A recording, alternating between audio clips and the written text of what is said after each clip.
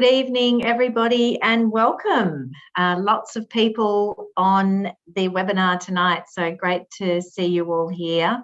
Thank you for joining us. My name is Angela Powell. I'm the Managing Director of Hudson Projects and Transformation, Specialised Business Unit across Australia.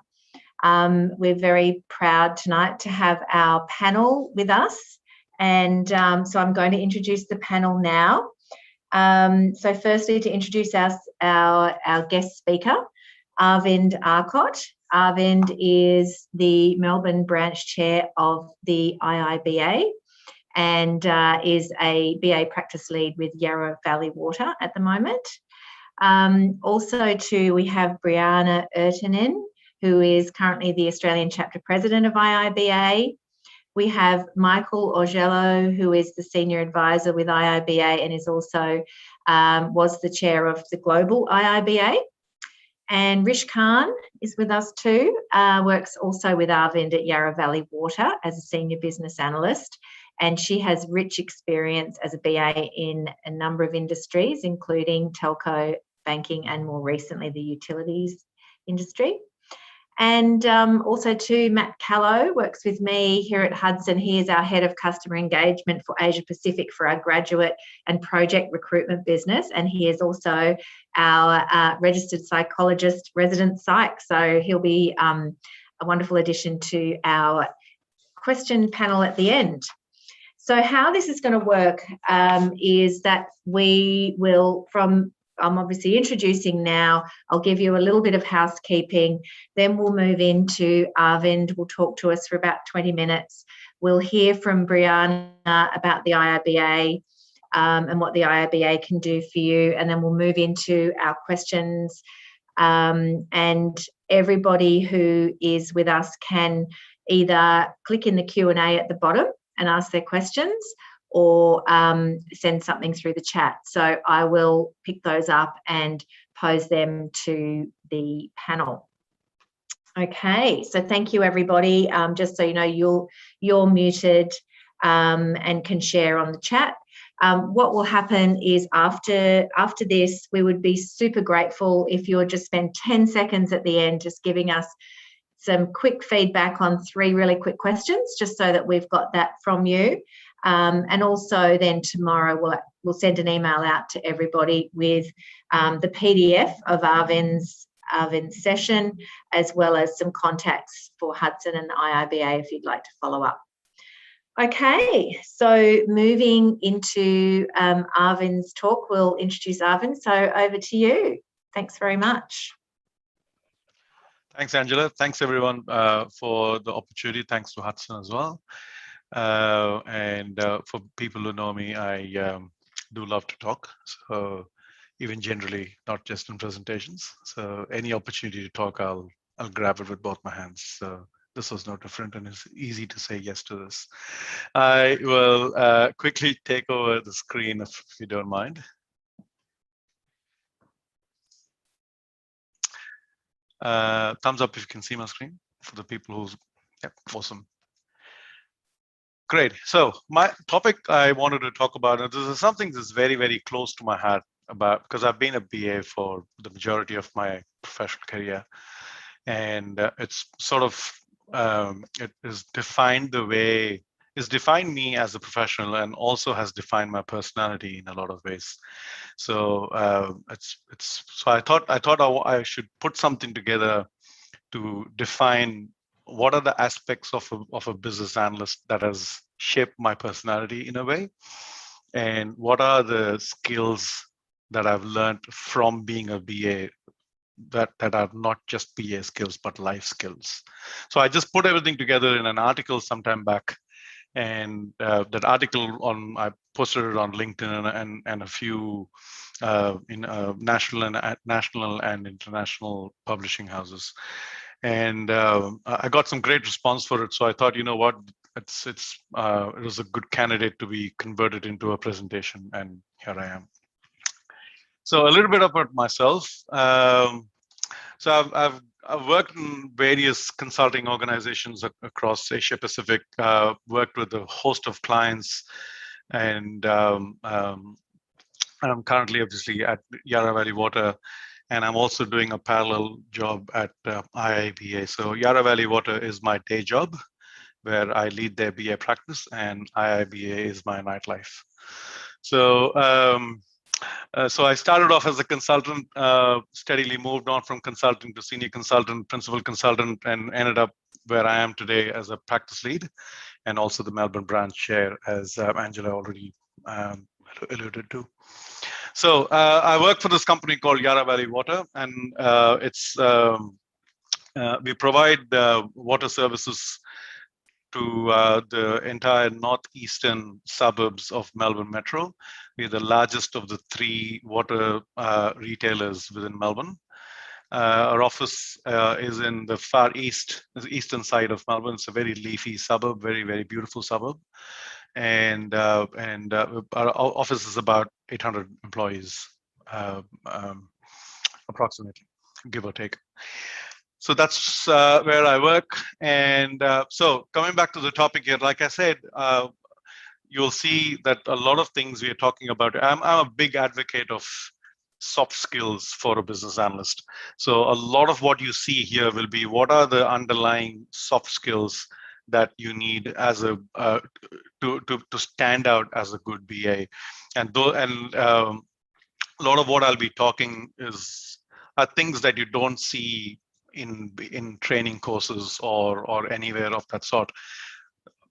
I decided to look under the carpet one day and see what is it that is working for me, and this is what I came up with. So I just thought, I'll put this together. So the very first thing about my job is that it's a very, very thinking job, because if whatever works for Joe Block today will not work for Joe Block tomorrow, because between today and tomorrow, Joe might have had a fight with his wife, and he's come to office today with an entirely different mood. So what worked with him yesterday wouldn't work for him today. What works for Joe will not work for another person, because they're very two different people. So what effectively happens as a business analyst is that you end up reading people every day, the same people every day, or if you're meeting a new person, you're reading that new person every day. So if you're starting a new project, what is the biggest motivation for this person to be a part of this project? Is he or she going to be an advocate for this project, or is he or she going to be against this project? How do I deal with them? A lot of people might have perceptions about what this project is going to do for their jobs, which means I'll have to make sure that I talk to them in such a way that I give them the confidence that it is only making your job easier. It is not to replace you, if that's the case. All right. So when you talk to stakeholders, not all stakeholders are going to be open and they're not going to share their real feelings for you, or they're not going to share their real motivations. So that's where you got to understand your stakeholders well enough to be able to talk to them in their own language. Okay. And by saying that, the language that works with someone today might not work with the same person tomorrow. So because this person might be a different person tomorrow, like I already said before. So you're reading this person every day. So that's why I'm constantly having to think, what do I have to do new today in order to get the job done? All right. So that is why I feel it's a very thinking job. And the fact that I'm doing that is makes me a proud BA, because I'm always engaging my faculties. Second, I worked in consulting, like you saw on the very first slide, which what it does for you, what the biggest aspect of consulting as an industry is that you get to work in so many different organizations across industries, across companies. So what you got to do is got to be quite adaptable and flexible. Okay, even if you're not working in consulting, even if you're working in a proper organization, one project is very different from another project, because the number of stakeholders could be entirely different. You could be doing one project for finance, and the second day, say another year, you could be doing another project for marketing. The kind of stakeholders are very different. Finance people can have different motivations. Marketing people can have different motivations. So you're going to have to adapt and flex yourself to work differently with different stakeholders, even if you're in the same organization, let alone if you're moving from organization to organization. And that is the biggest reason why when I'm recruiting in my practice, things I look for is how adaptable you are and how flexible you are, because I'm always looking for generalist BAs. And why generalist BAs is because they can walk into any situation and in any organization and be able to add value. And to that point, I've always maintained that business analysts need to be like water. Okay, and I'm working from it's not, the example is not coming because I'm working for a water company, but I think that this is a great analogy, because when you pour water into a glass, it takes the shape of the glass. If you pour it in a jug, it takes the shape of the jug. But nevertheless, no matter what shape it takes of whatever container it's in, its base quality of quenching your thirst is never lost. Right? So whether you walk into a bank or you walk into a government organization or you walk into a transport industry, you walk into utilities like where I am, or public sector, government, no matter what, you've got to mold yourself to the organization, because different organizations have different cultures. You've got to understand the business well enough. You've got to understand the people well enough. You've got to make connections. You've got to understand the culture, mold yourself, talk to them in a way that they will get it. Everyone who wants to get involved in a project, their biggest thought is, what's in it for me? And you're the person who's going to tell them what's in it for them. And so you've got to, like I said, again, go back to the fact that you've got a reading job, you've got a thinking job, you're reading people always, and you've got to tailor the message to them so that they understand what's in it for them to be involved in the project, and so they can give you as much information as possible to make the project successful. So you to be doing that, you got to mold yourself with every project. All right. And although I came up with this, I later on realized that this was not an original idea. Apparently, Bruce Lee had said something about this for people in general. So I'm going to take credit for it, but also not. So don't get offended by. I'm not stealing the idea.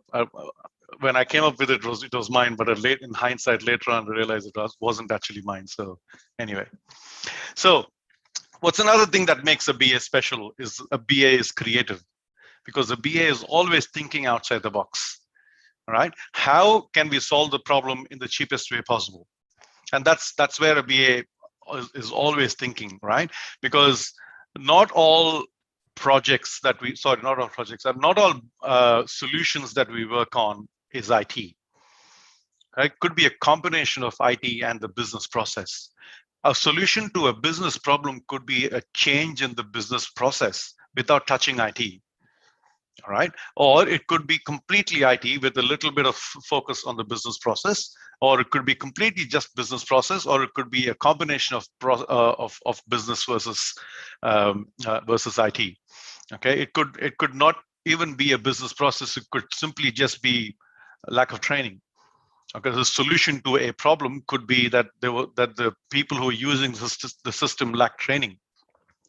So this is not even any change in business process. This is not even changing a system, but it's just about getting them all into a room and giving them some structured sort of training, which in itself will solve the business problem on its own.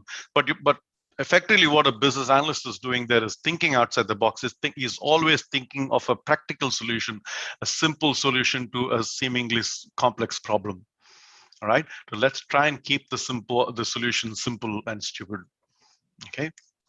So in addition to that, what just happens when in a BA's head is we don't think that there is a box at all.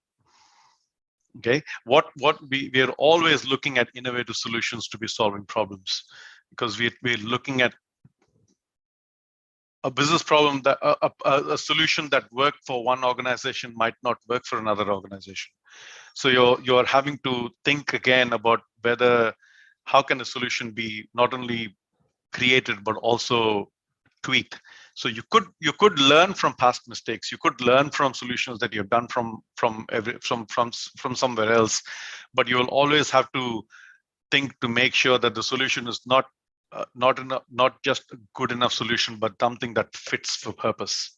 right? How does it fit in the current scenario?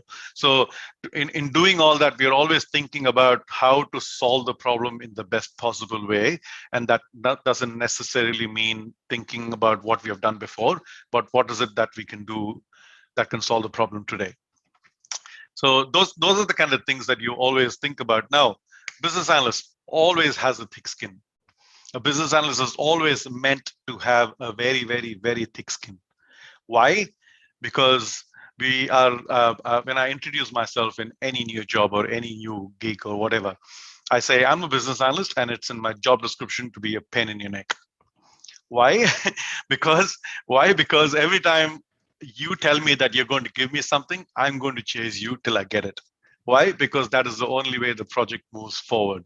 So some people might shoo me off. Some people might say, stop bugging me, but that's not going to deter me, because I'm after the business outcome. I'm not after being respected by you, not in a nice way. I mean, I'm not here to be just not liked by you, but also to drive a good business outcome. And for that, which if it means that I have to chase you around the building to get what I need, I will do it.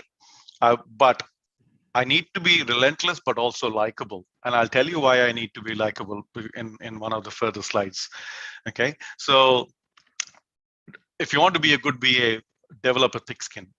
Otherwise, if anyone just turns around and says, get out of here, and that means, and you run away from there and fearing that person again, you'll never get the work done. So and thick skin has really helped me in my personal life too, for obvious reasons. Right? So that's another one. So let's say this: the stakeholder engagement is a total art. Okay, and I'm sure Matt will also agree to this, that there's a psychological aspect of reading people. You're always reading people constantly, right? Now, this is just one aspect of understanding people. There are so many different facets. There's so many different ways in which you can read people, but I'm only giving you one aspect of it, right? From an engagement point of view, you can always broadly classify people in three different buckets, right? The first kind of people are the people who like face-to-face interactions. They like the touchy-feely. They're handshaking people, or they'll come and sit with you and have a coffee with you, or whatever. The face-to-face interaction people. The second kind of people that you will generally see, and this is only from a communications point of view, okay, is that they love the telephone. They can talk on the telephone for hours on end. Okay, so those are the second type of people. And then the third type of people who love emails. Okay, now if you think about this, and I'll tell you what kind of a person I am first, but if you think about this, you can always have one favorite amongst these three. You will always have one favorite and a second tolerable one. And you'll always have a third one, which is not only your least favorite, but also your pet hate. Okay, think about it. If you look at me, I'll say I'm a very face-to-face person. Okay, Rish works with me. She knows how much I like to build relationships at work. You know how much I like coffee. There was a running joke at Yarra Valley when I newly joined, was if anyone walked to my desk and said and didn't see me sitting at my desk or standing at my desk or whatever it is, my neighbors will say, if you don't find Arvind here, you'll always find him in the canteen. You'll always find him in the bistro having coffee with someone new. Okay, so if you need him, go to the bistro. You'll surely find him. And that was a running joke in Yarra for the first 2 or 3 months, because that's all I did was in the cafe, buying people a coffee, getting to know them, what their pain points were, where I can help them, and so on and so forth, and also for them to get to know me. And that was my way of building relationships. That was my way of building bridges with the rest of the business. So I am a very face-to-face person, and emails is a close second. I mean, I wouldn't say close, but a tolerable second. But my pet hate is the telephone. I hate talking on the phone. Even when I'm outside or something, or my wife gives me a call, those calls don't last for more than 30 seconds. Okay, because I'm always like, I'm coming home. Just so we'll talk once I come home. But and so and if anyone's calling me, I try my best to find the next excuse to get off the call. Okay, and that might even include, let's catch up for a coffee, in a couple of days, but at least they're off the phone. And that's my biggest motivation when it comes to communication, right? But keeping all this in one side, if you are a BA who has one favorite, but you are dealing with a stakeholder whose favorite is your pet hate, guess what you need to do as a BA is put your personal preferences aside and adopt what is good for the stakeholder. Because unless you adapt to their preferred style of communication, you're not going to get most of you're not going to get a lot from that person. If a person is a very private person, he doesn't like the touchy feely thing, and you walk up to his desk and tap on his shoulder and say, hey, I need this information, he's going to try his best to get out of the situation, or he'll say, I've got a meeting or something, or he'll get out of it because he doesn't want to have this talk with you. Maybe that person is more of an email person. So if you recognize that, what you would do instead of going and tapping on his shoulder, send him an email, and he'll be more than happy to send you a 6-page email with all the information that he has. All right. On the other way, on the other side, if I am a face-to-face person, and if I send you emails, some people you will see have got 3,000 unread emails on their inbox, right? Those are the people you shouldn't be sending emails, because you will never get a response, right? So when you're talking to people, or when you're just having a coffee with them, sometimes those are the kind of things you can gauge and find out what kind of a person he or she is. What is the best mode of communication with this person? What am I doing here is I'm reading them, right? I'm reading them, and so that I can adapt to their communication style. All right. So, but having said that, you have to set aside your own preferences. If I don't like the telephone, but one of my main stakeholders just loves talking on the phone, I just have to suck it up and call him and get all the information on the phone, because he does not like to be sent an email to, or he does not like face-to-face confrontations or emails or face-to-face interactions or anything of that sort. So that's how flexible you need to be in your daily life as well. And this is also a life skill, because when I meet people in my daily life, that's the first thing I tend to do is, do they like to have face-to-face conversations, or do they like to have phone calls? Obviously not emails with friends, but yeah. But if I need something from someone, then I'll have to make sure that I adapt to their preferred communication style. So from that perspective, stakeholder engagement suddenly becomes an art. It is not just about doing your work as a VA. It becomes an art form by itself, right? Now, anyway, so that's what I told you. So what's the other thing that a BA does? Speaks in English with the business, right? Because the business do not like technical detail. Okay, the more technical detail you go into, the more excruciating amount of detail you go into, business switches off, because they do not want to know how it is being done. They only want to know what is being done. Okay, so your ability to summarize all that technical detail into something that they will understand very easily is where your ability as a BA lies. Okay, the converse is also true. If you only give the developers the English version of what they need to do, they're also going to switch off. They're not going to understand what you really need. So you might have to talk to them in their own language. You might have to. That's why I say a BA talks to the business in English and talks to the developers in Latin. Why? Because we might sometimes have to go down to an excruciating level of detail. All right. Or with the business, the reverse is true. They do not want to know detail, because the more detail you give them, the more nervous they get, and then they get out of the meeting thinking, this is just not possible. I don't want to do this. Let's stop this. Okay. So as a BA, you are the conduit, because have you ever seen the business talk to the developer? It's really funny to watch. Okay. So you suddenly are in the middle, and you want to make sure that you have peace between them and the business. You talk to the business and what they understand, you talk to the developers and what you understand, and you don't want to use complicated jargon when you're talking to the business. Okay, it's the same way you don't want to use a lot of business acronyms when you talk to the developers. So They both come from different angles. Although both of them want the same thing, as in want the best outcome for the organization, they both approach it very differently. So again, you're reading both of them, and you're trying to understand what's the best way I can reach out to these people, to different kinds of people. Okay. I'm sure a lot of you here have been a business analyst for a long time, and you've also would have noticed that at times you have been asked to step up into something else, a surrounding role maybe. So sometimes a project manager might just get a new job, so he or she is gone.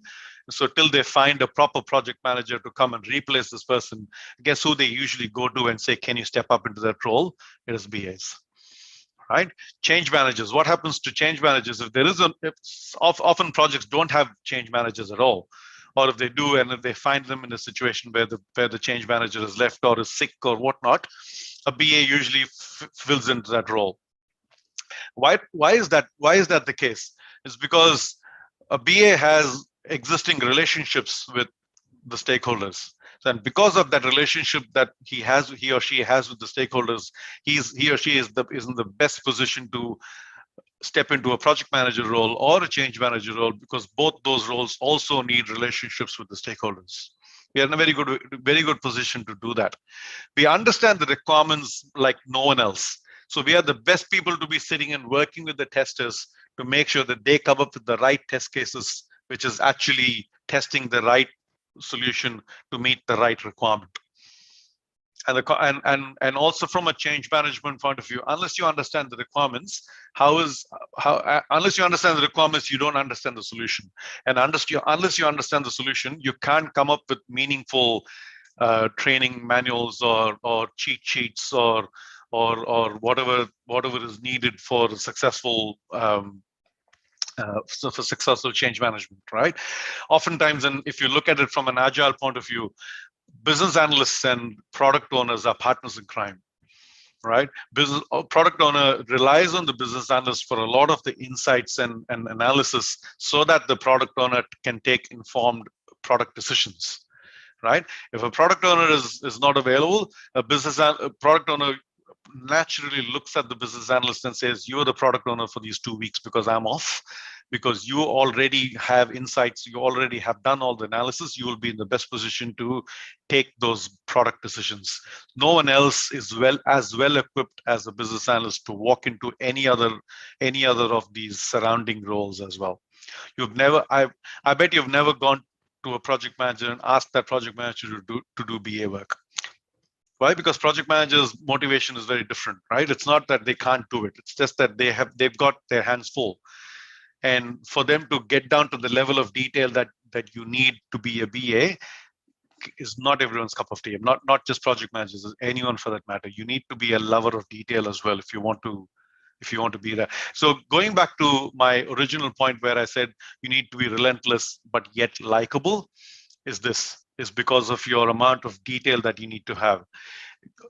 You're going to be dealing with a lot of detail, which means you're going to be sitting with stakeholders in a room for hours on end, 3 hours, 4 hours workshops, or 2-3 hours of interviews or meetings or whatnot. Unless you're likable, nobody wants to spend so much of time with you. Right? So that is why building relationships is very important, because unless you build relationships, you don't become a trusted advisor. And unless you're a trusted advisor, people don't open up with you. Okay? And for them to open up with you, you need to be likable. For them to open up with you, unless they open up with you, you're not going to understand the underlying problem that they really want to solve. Okay? Till that point, you're only addressing the symptoms. You're only addressing what they're telling you, but oftentimes what the business tells you is the surface problem. What the real problem is, or what's the right word? The root cause. That's right. That's the word I was looking for. The root cause is never understood unless you probe and ask them more questions. And unless you have a good relationship with them, asking more and more questions can be irritating for them. Okay, so be likable so that you can take the luxury of asking them more and more questions, keep digging deeper and deeper and deeper. And that is why you need to be likable, because that's a very, very important part of building relationships. It's a very important part of dwelling in detail. And so because you're so much into the detail, you know the requirements so well, and because of the relationships you've built, you have that relationship with the stakeholders. All that is important to do everything other than a business analyst as well. All the surrounding roles around a BA is the best person to do that. And that is why I always consider a business analyst as a center of any project. Okay. Arvind, we're at the 5 more minutes mark. Yes, I'm not too far away from the end. So thank you for that, Angela. So there was a company called Infosys which did a survey of what are the most important skills that are in demand, and that showed them that a lot of the skills that are consistently in demand are the soft skills. It is not about building a good requirements document, or it's not about doing process maps and classy process maps or anything like that. Can be learned. But these soft skills, communication, adaptability, empathy, learnability, there is no listening, but that's an important skill, important soft skill to have. Those things, soft skills, are cultivated. Hard skills can be developed, skills can be learned, but soft skills are cultivated. They need to be a very part of your nature for you to be able to function as a good BA and function at the soft skill realm of the BA role. Last one is, like I said, I've been harping about how important it is to build relationships. To me, for people who have known or certified who have seen and read the BA book would know about underlying competencies. Right? To me, building relationships is absolute the foundation of all the underlying competencies. None of your underlying competencies will work without your existing relationships or your ability to build those relationships. What happens because you build relationships is you show all those underlying competencies. You build trustworthiness. You're adaptable, and you're accountable. You show your own ethics, and that is how you build relationships. And a combination of all that is what brings a good business outcome for the project and for the organization. Right, and when you talk about underlying competencies, you have all this. People who have seen the BA book have seen this, right? And so, like I said, for all that to work, your ability to build relationships is absolutely. You can't replace that with anything else. Okay, so I've come to the end. So I hope I've kept time, Angela. So this is the summary of everything that I've talked about so far. One of my very good friends, her name is Jerry Dixon. You see her signature on the left-hand side bottom corner. Very, very talented person. She does these visual recordings of talks, and every time I give a talk like this, I go to her and ask her for a handout like this that I can give you. So I've arranged for you to be sent this along with the PDF file that you'll get after the session. This is a good 1-page summary of all the things that I talked about today. So with that, I'll hand over back to Angela, or I think I'm handing over to Bree. Well, actually, I thought I would jump in because we've got quite a lot of questions in the chat, and I thought just to keep moving on that same theme, are you okay, Bree, if we just jump in and answer some of the questions straight away, just while they're coming through? What started out was a lot of people noticing during COVID that clients are not wanting to be face-to-face, or stakeholders are not wanting to be face-to-face anymore. And some people are even only being given an hour a week to get it all together in a meeting. So is anybody on the panel finding that? And how what are some tips that you have for managing that? I can jump into that one. So absolutely, we're in this crazy world where everything's virtual, and we're not able to go and have these face-to-face, touchy-feely, fuzzy, warm meetings. But the way that I've been addressing that is still having those same sorts of interactions. So whether that's a virtual coffee or a Friday drink at times, or whatever it is, it's having that. For me, it's really important to build that human connection with my stakeholders. So finding alternative ways to do that when face-to-face isn't an option.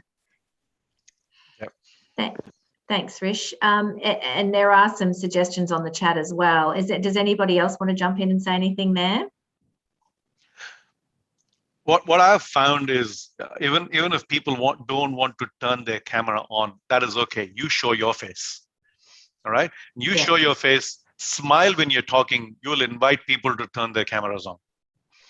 All right. They will do it automatically because they're seeing you, they're smiling, and you're smiling. Just keep your smile and be as genuine as possible. People will connect. It is. Yes, it can be hard. Some people don't like to show their faces because they haven't had a shower or they haven't shaven. Or there could be a million reasons why people don't want to turn on their camera, but that's okay. I will turn on my camera even if I'm the only person in the whole workshop whose camera is on and everyone's off. God knows what they're doing when the camera is off. But if they see me, then that is my way of reaching out to them and saying I'm still the same person. And people will come. Great. Angela, if I may. Yes, so in that scenario where the person suggested that the key stakeholder, made a directive that they were capping their availability to 1 hour, and it's implied that the 1 hour is not enough, and the stakeholder is always in demand. I think it's as analysts and professionals, we need to have the courage to escalate and raise awareness that we can't get our work done, or there's significant risks by not having that availability, and so respectfully escalate and go to the leadership, and with a coherent story about more access is needed. Yes. And actually, I'm seeing a trend where some people are saying that sometimes people think PMs and BAs are interchangeable and they're such different skill sets, and they try to merge the product owner with the BA and get everything they need in one role. We see that sometimes, not as common, probably smaller organisations, but really most mature organisations do understand the value and the difference between the role of the BA and the PM and the product owner. One person actually did mention that they feel like imposter syndrome in their own organisation because there seems to be no box for BA, but they feel everything's on the right track in their roles. So it's certainly common. Did any of you have anything to say about that? And also too, Matt, as the hearing Arvind speaking about soft skills, is there anything more you'd like to say as the psychologist? Yeah, definitely. I think it can't be understated. We're certainly seeing from a graduate level all the way through to an experience level, a massive increase in the use of psychometric assessments in recruiting for these roles. And that's because there's a real recognition that technical skills are brilliant, but it's these people skills that really drive success. You could be the most intelligent, creative problem solver, but if you can't actually communicate that solution, if you can't understand your client's problem, if you can't connect those, be the conduit for the business, it's lost knowledge, it's lost potential. And some of the things that were mentioned before around adding value for the business, we as humans, we assume we know what value is, but that's from our perspective. So, for BAs, it's about being able to truly understand and tap into, well, what does value look like for those different parts of the business? And then that helps you be like the water in the glass or the water in the jug, because you're actually getting an appreciation of the vessel that you are shifting to provide that solution. Yeah, great. Thank you, Matt. Just getting to some of the other questions, and there's some really good tips there on the chat.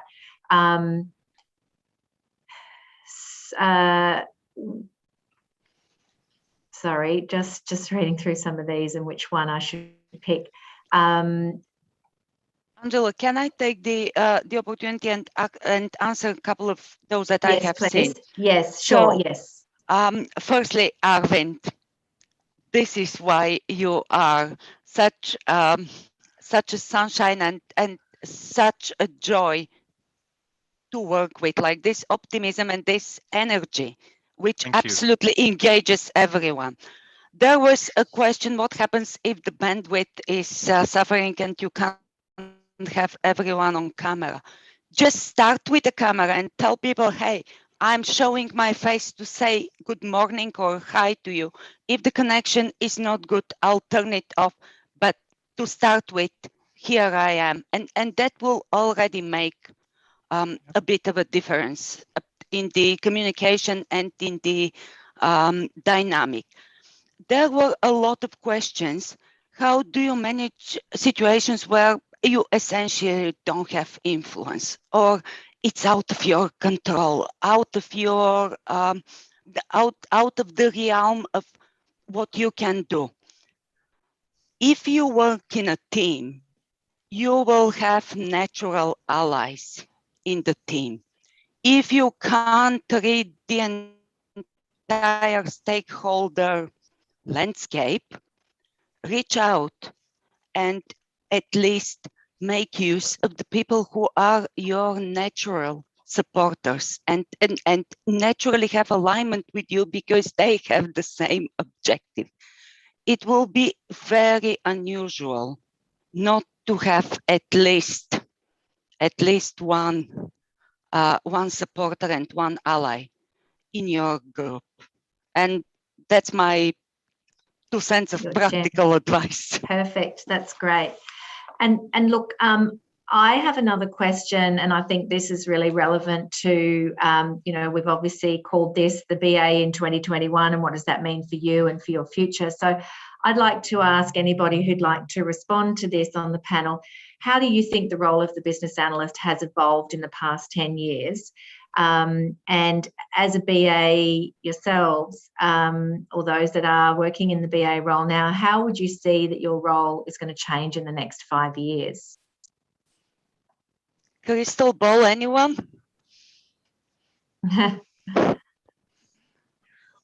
I can start the ball rolling anyway. Yeah. I don't know about whether it be a crystal ball, but I can start the ball rolling. When I see that question, I can sometimes look at it from two plausible and passionate answers, but sometimes they can be viewed as conflicting. So how has it evolved in the 10 years? Well, the world's evolved a lot in 10 years. The rate of change, the proliferation of data, technology, roles, our lives have changed, go figure. So the role of business analysis, most professional roles, a lot of professional roles are changing all the time. So there's significant changes in 10 years, and we can deep dive into those. That's on the one hand. Then I can go and argue passionately, I think, are you kidding? Nothing's changed. Absolutely nothing's changed. And in fact, in 30 years when I started, way back in mainframe days and what have you, and I've got a lot of grey hair now, everything, and I was mentored and schooled by some outstanding professionals, everything revolved around the business and the customer perspective and outcome perspective. So nothing's changed. You know, technology might change a little bit or a lot, but the mindset and the underlying competencies of problem solving, analytical thinking, communication skills, understanding the business, understanding people, and listening, all what Matthew was talking about earlier, the soft skills, nothing's changed. It's always been the same. So I'm answering it two different ways, and I put it to the audience. What do you think? And that's a skill that we have to develop as young or old BAs. Is we have to work these sorts of things out for ourselves as well. I just wanted to add to that, along with all the qualities that you mentioned, Michael.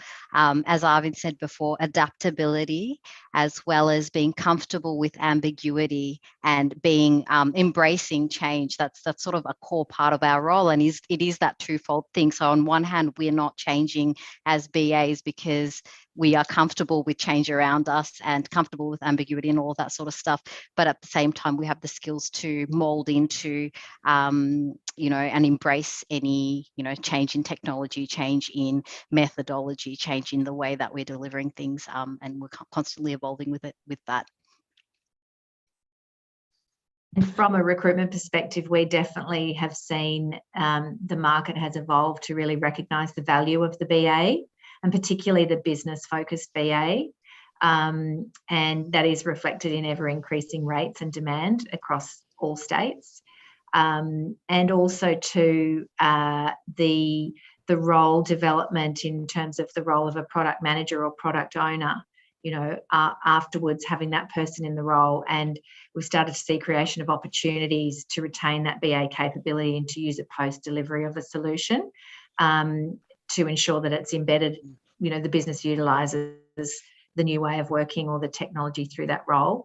I think, Arvind, you had a slide there too where you spoke to the different kind of roles that you could do. So definitely we see this role in high demand now and into the future. Absolutely. And people keep talking about automation and how that's going to affect different kinds of roles. If you are functioning at the soft skill level, no amount of automation in this world can affect your role.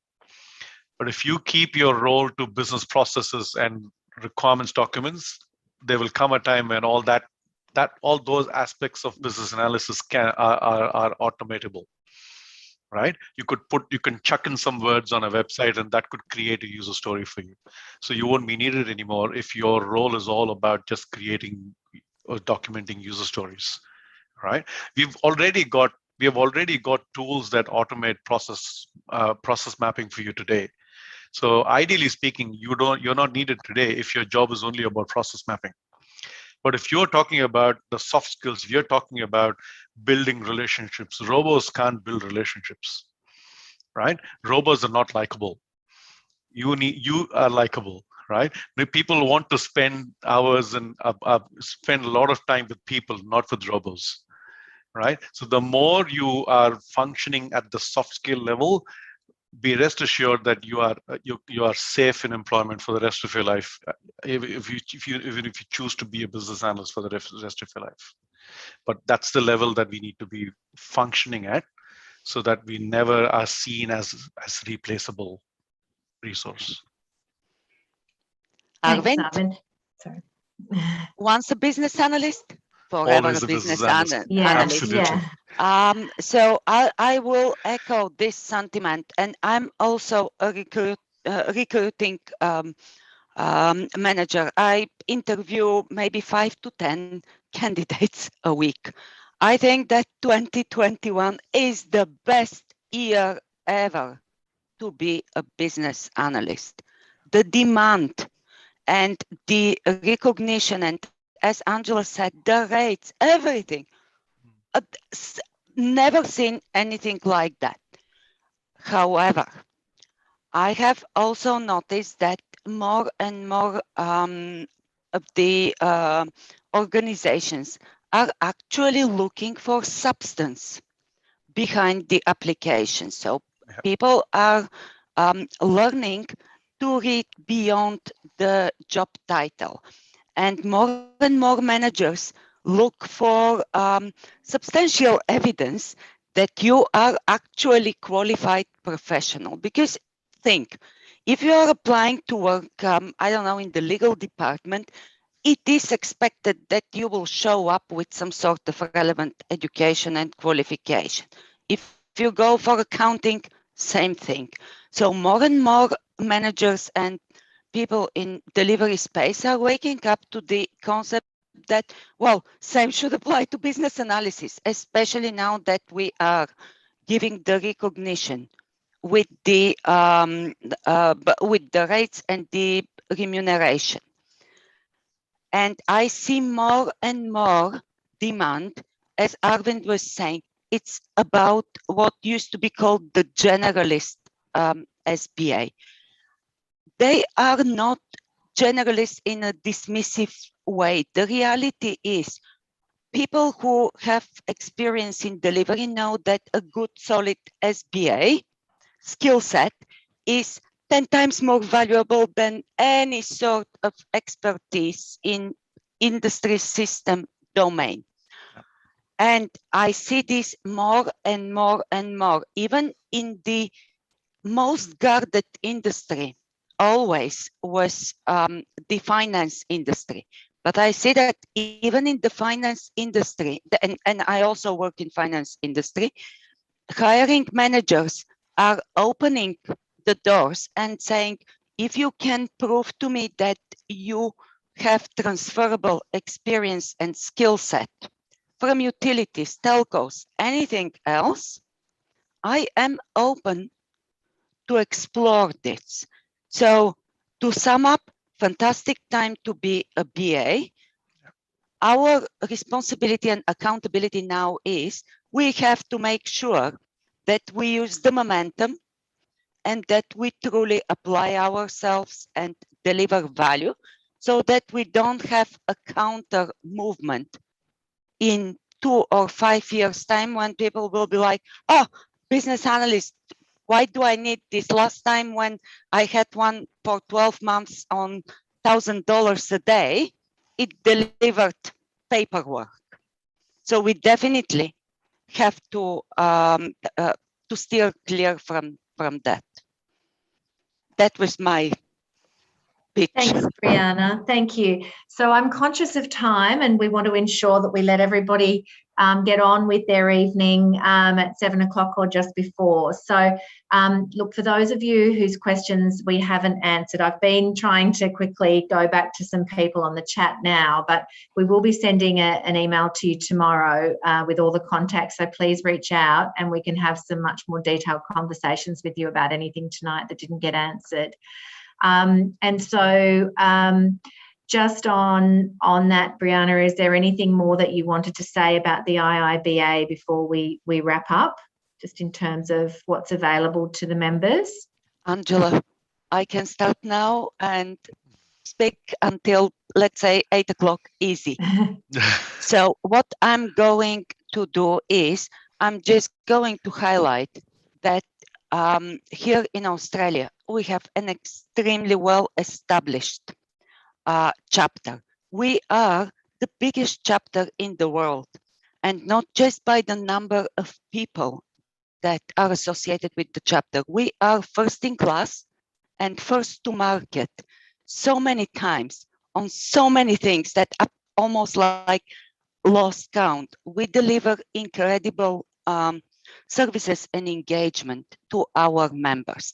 I will provide you with a couple of slides summing up what are we all about, what are our strategic objectives as an organization, and also a couple of pointers how everyone can get in touch either virtually or across our 7 branches in the 7 capital cities.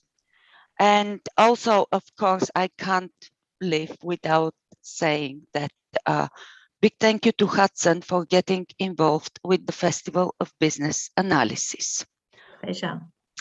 It's a little bit of a bumpy road in the next 10 weeks, but we are business analysts and nothing can stop us. We are going to deliver. And I can only encourage everyone to refer to what we have so far put forward for October and keep us interested. Yeah. Okay, great. Somebody's just asked for, can we have details of the IIBA chapters? Because they couldn't find that on the website. So that would be great. We'll put more chapter information in there. Screenshot it is. Good, great. Okay, so thank you, everybody. It's been a pleasure to have you, and thank you so much to our panel. And we'll be in contact with you, and we hope to be talking to a number of you again soon. I'll just remind, if you can spend 10 seconds just answering those 3 questions that we send to you just to get some feedback so we can keep bringing valuable content to you. We'd love you to respond. So have a great night, everybody, and see you next time.